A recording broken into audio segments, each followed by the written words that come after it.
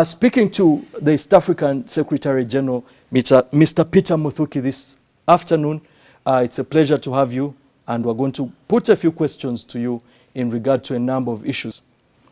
As we speak today, a border dispute, a long border dispute is simmering between President Paul Kagame and Uganda's Yoweri Museveni. This has caused a snarl-up in regional trade, as you're aware, Mr. Secretary General. You seem to be coming into this very important position with quite a lot on your shoulders. Before you can have a functional region with commerce flourishing, you need to sort the politics. How are you going to navigate this simmering row between Rwanda and Uganda? Thank you for hosting us this afternoon. Indeed, I must say this is one of my very initial official visits I'm making since I became the Secretary General about 10 days ago or so.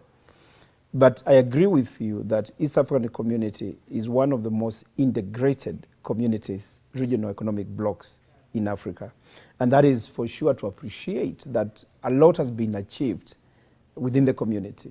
Remember, it is, as you rightly say, it's a community where we have goods moving from one partner state to another using the framework of the common tariff.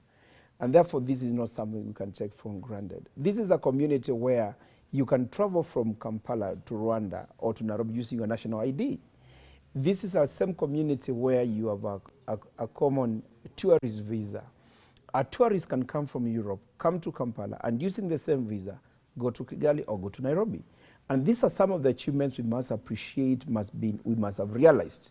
And that is not so in other regional economic blocks. It's the same regional economic block where we have a functioning regional assembly. We have a legislative assembly. And that is an assembly that tries to put in place legal framework and legislation that facilitates movement of goods and services. The same community where we have a functioning East African Court of Justice, which is able to have as an extended mandate of dealing with the trade disputes whenever disputes arise. And that is to tell you, no wonder it is one of the most progressive regional economic blocks. But that notwithstanding, it doesn't mean that no issues. Issues are there, even at the family level. Whenever family issues are there, doesn't mean that it has stopped being a family. So the fact that this is a community and there are issues here and there, it doesn't mean it's not a community. It is indeed a community. And I think it is our responsibility, each one of us, as citizens of East Africa, as leaders, to ensure that we give the best we can to have some of these things resolved and to have some of these challenges. You've rightly said that in our borders, there could be some issues. And it's not only between from Uganda and Rwanda. There are also issues in other border points. We have about over 14 of them in others. And there are a number of issues of different stature and different nature. And therefore, as a secretariat, and I started about 2 days ago in Namanga, where I went to understand the issues at the border. And I realized that there could be some administrative issues at the border. And we agreed, we put in place a mechanism where we are able to report after every 3 months on the progress that is being made in terms of movement of goods between Tanzania and Kenya.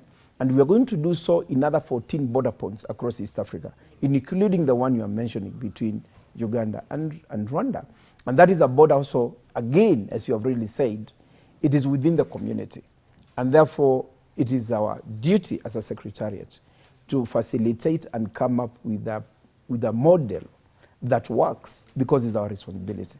And therefore, I don't see a situation, and again, the same community where there is heads of state summit, that tells you it is political leadership that is working and thinking of working together. So the fact that they are together, then it means there's a goodwill, and there's nothing so impossible that cannot be sorted out.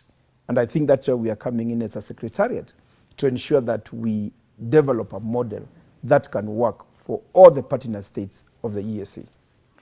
Thank you for that. In 2013, a protocol was signed outlining their plans for launching a monetary union within 10 years. In September 2018, a committee was formed to begin the process of drafting a regional constitution. But those keen on the affairs of the region say the question of a political federation is dead in the water. What's your view about this? You see, monetary union first is the third pillar of regional integration. After customs union market, now the third pillar is monetary union. As we speak, I know the experts in this sector have been meeting. Banks have been meeting to identify how to harmonize both the physical and the monetary policies.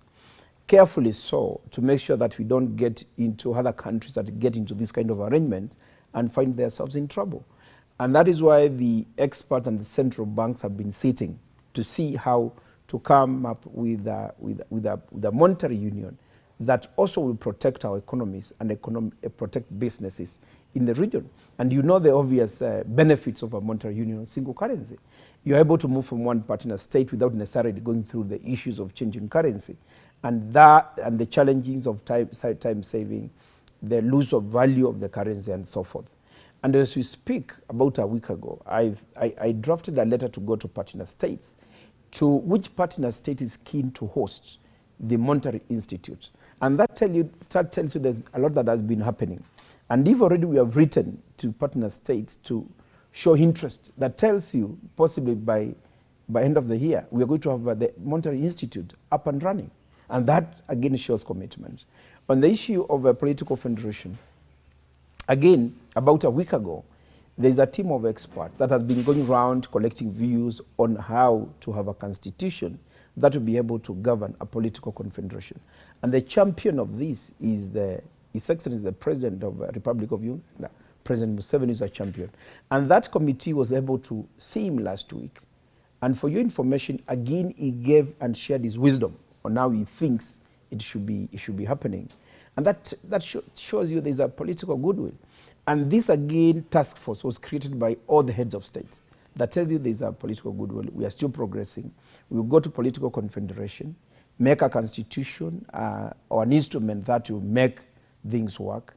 But along the same sidelines, it's important for all of us to make sure we have a functioning customs union, a functioning monetary union, and a functioning common market, because these are now the building blocks to the ultimate political confederation. So it's important that we support political confederation, but at the same time give and strengthen the aspects that come along with other pillars, movement of persons, because again, goods cannot move without persons and vice versa. So it's important that we appreciate the movement of our professionals across the partner states. If you have a good lawyer in Uganda, you should be able to move to Kenya or to Tanzania and to Rwanda and do work, and vice versa. So I think it's in our interest, all of us, to embrace really the aspects of our regional integration by supporting all the pillars of regional integration. So political confederation, it's a work in progress. It's something that is happening. Even some partner states, including Uganda, they have gone ahead to even commit some extra resources. And even other partner states, some of them have already committed resources. Why are they putting resources? Because they know there's value in this process. And therefore, ourselves as Secretariat, we have a duty to support that process and ensure it succeeds.